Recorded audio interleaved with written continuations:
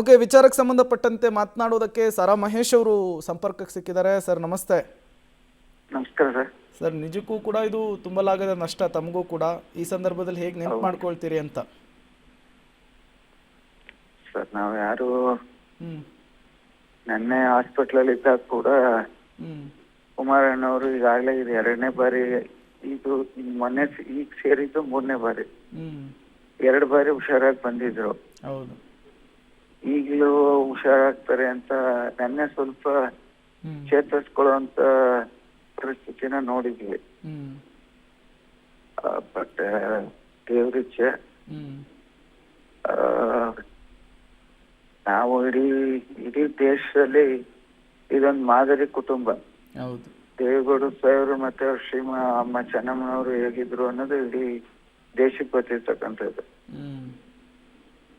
ಯಾರೇ ಅವ್ರ ಮನೆಗೆ ಹೋದ್ರು ಕೂಡ ಅಮ್ಮ ಕರೆದು ಅವ್ರಿಗೆ ಊಟ ಮಾಡಿಸಿ ಅಥವಾ ಏನಾದ್ರು ಒಂದು ಕೊಟ್ಟೆ ಕಳಿಸುವಂತ ಮೊದಲಿನಿಂದ ಅವ್ರ ಪದ್ಧತಿ. ನಾವು ಕೂಡ ಕೈನಲ್ಲಿ ಊಟ ಮಾಡಿದ್ವಿ 22 ವರ್ಷ. ನಾವು ಅವ್ರ ಮನೆಗೆ ಹೋಗುವಂತ ಸಂದರ್ಭದಲ್ಲಿ ನಾವು ದೊಡ್ಡ ಸಾಹೇಬ್ರಿಗೆ ಅಮ್ಮ ಅವ್ರಿಗೆ ಯಾವಾಗ್ಲೂ ನಮಸ್ಕಾರ ಮಾಡಿ ಹೋಗುವಾಗ ಅಥವಾ ಬರುವಾಗ ಬರ್ತಾ ಇದ್ವಿ. ಬಟ್ ಈಗ ನಾವೆಲ್ಲರೂ ಏನ್ ಹೇಳ್ಬೇಕು ಅನ್ನೋದು ಏನ್ ಗೊತ್ತಾಗ್ತಾ ಇಲ್ಲ. ಇಷ್ಟು ಹೇಳ್ಬೋದು, ತಾಯಿ ಚಾಮುಂಡೇಶ್ವರಿ ಆ ಕುಟುಂಬಕ್ಕೆ ಅದು ಯಾವ ರೀತಿ ಶಕ್ತಿ ಕೊಡ್ತಾಳೆ ಗೊತ್ತಿಲ್ಲ. ಬರ್ಸುವಂತ ಶಕ್ತಿ ಕೊಡಬೇಕು ಅಂತ ಪ್ರಾರ್ಥನೆ ಮಾಡ್ತೀನಿ. ನಿಜ. ಸಾರಾ ಮಹೇಶ್ ಅವರು ದೊಡ್ಡಗೌಡರ ಕುಟುಂಬವನ್ನು ತುಂಬಾ ಹತ್ತಿರದಿಂದ ಬಲ್ಲವರು, ತುಂಬಾ ಆತ್ಮೀಯ ಒಡನಾಟವನ್ನ ಇಟ್ಕೊಂಡವರು. ತಾವು ಮನೆಗೆ ಹೋದಂತಹ ಸಂದರ್ಭದಲ್ಲಿ ಹೇಗೆ ನೋಡ್ಕೊಳ್ತಾ ಇದ್ರು ಸರ್ ಚೆನ್ನಮ್ಮ ಅವರು? ನಮ್ಮನ್ನೆಲ್ಲ ನಮ್ಮನ್ನು ಮಕ್ಳ ತರನೇ ನೋಡ್ತಿದ್ರು ಸರ್. ನಾವು ಎಷ್ಟು ಸಾರಿ ಅವ್ರ ಮನೆಗೆ ಹೋಗಿದ್ವಿ, ಯಾವತ್ತೂ ಹಾಗೆ ಬಂದಿಲ್ಲ. ತಿಂಡಿ ಟೈಮ್ಗೆ ಹೋದ್ರೆ ತಿಂಡಿ ಕೊಡುವಂಥದ್ದು, ಊಟಕ್ಕೂ ಟೈಮ್ಗೆ ಹೋದ್ರೆ ಊಟ ಕೊಡುವಂಥದ್ದು, ಅಥವಾ ಸಂಜೆ ಹೋದ್ರೆ ಒಂದು ಟಿಫನ್ ಕೊಡುವಂಥದ್ದು, ಆಮೇಲೆ ಪ್ರೀತಿಯಿಂದ ಮಾತಾಡ್ಸುವಂಥದ್ದು.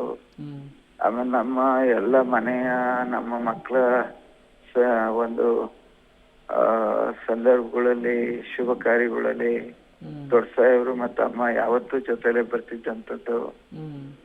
ಆಮೇಲೆ ನಾವು ಹೋದಾಗ ಮಕ್ಳಾಗಿದ್ದಾರೆ, ಏನ್ ಮಾಡ್ತಾ ಇದ್ದಾರೆ, ಮತ್ ನಮ್ಮ ಶ್ರೀಮತಿಯವ್ರು ಹೇಗಿದ್ದಾರೆ ಎಲ್ಲವನ್ನೂ ಕೇಳುವಂತ ಪದ್ಧತಿ. ಎಲ್ರೂ ಅದೇ ತರ, ನನ್ನನ್ನೇ ಅಂತಲ್ಲ, ನಾವು ಯಾರು ಅವರ ಒಡನಾಟದಲ್ಲಿದ್ದೀವಿ, ಅವ್ರಿಗೆ ಪರಿಚಯ ಇದೆ, ಅವ್ರೆಲ್ರೂ ಅದೇ ತರ ಕೇಳ್ತಿದ್ದಂಥವ್ರು. ಬಹುಶಃ ಅದೊಂದು ಇನ್ಸಿಡೆಂಟ್ ಆಗದೆ ಇದ್ದಿದ್ರೆ ಇನ್ನೂ ಒಂದು 10 ವರ್ಷ ಇರ್ತಿದ್ರೆ ನಾವು. ಇಲ್ಲಿಗೆ 25 ವರ್ಷ ಆಯ್ತು ಅನ್ಸುತ್ತೆ ಒಂದ್ ಘಟನೆ ಆಗಿ. ಅದಾಗದೆ ಇದ್ದಿದ್ರೆ ಇನ್ನೊಂದು 10 ವರ್ಷ ಇರೋರು ಅಂತ ಅನ್ನಿಸ್ತದೆ. ಬಟ್ ನಾವ್ ನೆನ್ನೆ ನೋಡಿದಾಗನು ಈ ಸಾರಿನೂ ಚೇತರಿಸ್ಕೊಂಡ್ ಬರ್ತಾರೆ ಅಂತ ಅನ್ಕೊಂಡಿದ್ವಿ. ಇಷ್ಟು ಮಾತ್ರ ಹೇಳ್ಬೋದು ಸರ್. ನಿಜ ನಿಜ ಸರ್. ಬಹಳಷ್ಟು ಜನ ಹೇಳ್ತಾ ಇದ್ರು, ಯಾವಾಗ್ಲೇ ಭೇಟಿ ಆದ್ರೂ ರಾಜಕೀಯ ಮಾತಾಡ್ತಿರ್ಲಿಲ್ಲ, ಬೇರೆ ಏನು ಹೇಳ್ತಿರ್ಲಿಲ್ಲ. ಇಲ್ಲ ಇಲ್ಲ ಇಲ್ಲ ಇಲ್ಲ ಮಕ್ಕಳೇ ಆಗಿದಾರಪ್ಪ, ಏನ್ ಮಾಡ್ತಾ ಇದಾರೆ, ಸೊಸೆ ಏನ್ ಮಾಡ್ತಾಳೆ, ನೀವು ಮನೆಯೊಳಗೆ ಚೆನ್ನಾಗಿದ್ದಾಳ, ಮೊಮ್ಮಕ್ಳು, ಈ ತರ. ಆಮೇಲೆ ಜ್ಞಾಪಶಕ್ತಿನೇ ಇತ್ತು. ಕೇಳೋರು, ಅವನು ಇದ್ ಮಾಡ್ತಾನಲ್ವಾ, ಇವನ್ ಹಿಂಗವನಲ್ವಾ ಅಂತೆಲ್ಲ ಕೇಳೋರು ಪಾಪ. ಯಾವತ್ತೂ ರಾಜಕಾರಣ ಮಾತಾಡಿದವ್ರಲ್ಲ. ಯಾವುದೇ ಸಂದರ್ಭದಲ್ಲಿ ಹೋದ್ರು ನಮ್ಗೆ ಊಟ ಮಾಡಿಸಿ ಕಳ್ಸೋರು. ಅವರೇ ಊಟ ಹಾಕಿರೋಂತ ಅನೇಕ ಸಂದರ್ಭಗಳಿದ್ದಾವೆ. ನಿಜ ನಿಜ. ಈಗ ಚೆನ್ನಮ್ಮನವರು ಯಾವಾಗ ದೇವೇಗೌಡರು ಬದುಕಿಗೆ ಬಂದ್ರೋ ಅವರ ಲೈಫೇ ಚೇಂಜ್ ಆಯ್ತು ಅಂತ. CM ಆದ್ರು, ಪ್ರಧಾನಿಗಳಾದ್ರು, ಅವರ ಕೊಡುಗೆ ಬಹಳಷ್ಟಿದೆ ಅಂತ ಹೇಳಿ. ಖಂಡಿತ. ಅವರು ಈ ದೇಶಕ್ಕೆ ಮಾದರಿ. ರಾಜಕಾರಣದಲ್ಲಿರ್ಲಿ, ಯಾವುದೇ ವಿಚಾರದಲ್ಲಿರ್ಲಿ. ದೊಡ್ಡ ಸಾಹೇಬರು ಮತ್ತೆ ಅವ್ರ ಶ್ರೀಮತಿಯವರು ಬೇರೆ ರಾಜಕಾರಣಿಗಳಿಗೆ ನಮ್ಮಂತ ಅನೇಕ ಸಾವಿರಾರು ಲಕ್ಷಾಂತರ ಜನಕ್ಕೆ ಮಾದರಿ. ಹೇಗಿರ್ಬೇಕು, ಹೇಗ್ ನಡ್ಕೋಬೇಕು. ನಾವು ಒಂದೊಂದ್ಸಾರಿ ಸಂಜೆ ಒಂದ್ 4-5 ಗಂಟೆ ಟೈಮಲ್ಲಿ ಹೋದ್ರೆ ಇಬ್ರುನು, ದೊಡ್ಡ ಸಾಹೇಬ್ರು ಮತ್ತೆ ಅಮ್ಮ ಇಬ್ರುನು ಪುಸ್ತಕ ಓದ್ತಾ ಕೂತ್ಕೊಳ್ಳೋರು. ದೇವ್ರ ಧ್ಯಾನ ಮಾಡುವಂಥದ್ದು 1 hour. ಆಮೇಲೆ ಬೆಳಿಗ್ಗೆ 11 ಗಂಟೆ ಆದ್ರೂ ದೇವ್ರ ಪೂಜೆ ಮಾಡದೆ ಅವರು ಏನು ತಗೋತಿದ್ದವ್ರಲ್ಲ. ಆತರ ಆಮೇಲೆ ಸತಿಪತಿಯರಂದ್ರೆ ದೇವೇಗೌಡರು ಚೆನ್ನಮ್ಮನ ಥರ ಇರಬೇಕು ಅನ್ನೋ ಎಕ್ಸಾಂಪಲ್ ಕೂಡ ಸೆಟ್ ಮಾಡಿದ್ದಾರೆ ಅಂತ. ಹೌದೌದು ಸರ್, ಹೌದು. ಅದು ಇವತ್ತೇನ ನಾನು ಹೇಳಿದ್ನಲ್ಲ, ಎಲ್ಲಾ ಕ್ಷೇತ್ರದಲ್ಲಿ ಇರ್ತಕ್ಕಂಥವ್ರಿಗೂ ಕೂಡ ಅವರು ಮಾದರಿ ದೇಶಿಕನೇ.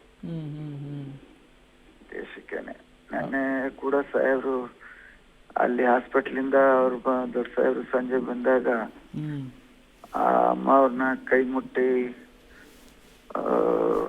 ನೋಡುವಂತದ್ದು, ಮಾತಾಡ್ಸುವಂತ ಪ್ರಯತ್ನ ಅವೆಲ್ಲ ನೋಡಿದಾಗ ಬಹಳ ಕಷ್ಟ ಆಯ್ತು.